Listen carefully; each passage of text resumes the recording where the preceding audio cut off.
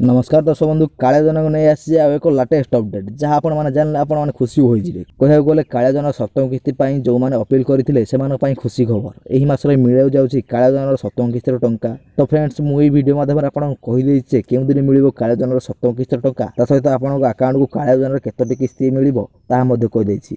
एणुकर video को आपण प्रथम शेष पर्यंत देखंतु। तो फ्रेंड्स जदि आपण आम चैनल को प्रथम कर ताले पाखर थिबा सब्सक्राइब ऑप्शन को क्लिक करी पाखर थिबा बेल आइकन को ऑन कर रखि थांतु कारण आम प्रतिदिन एही भली सरकार नुआ नुआ योजना भित्तिक वीडियो नहीं कर आसु जार अपडेट आपण माने सर्वप्रथम पाई परिबे। तो दर्शक बंधु चलतु बिना डेरी करी आज वीडियो को स्टार्ट करनेबा। तो दर्शक बंधु आज आसी एक लाटेस्ट अपडेट जो चाषी भाई मैंने कालिया योजना 70 किस्ती टंका अपेक्षा कर बसंती सेमानक पई खुशी खबर रही। फाइनाली आज घोषणा करागला जे केउ तारिख मिलिबो कालिया योजना 70 किस्ती टंका। तो फ्रेंड्स प्रथमे मु आपन कहि रखु जे जदि आपण माने जणे जणे कालिया योजना योग्य हिताधिकारी चाषी भाई अटंती तेबे निश्चित मिलिबो आपण मानकु कालिया योजना 70 किस्ती टंकाटी।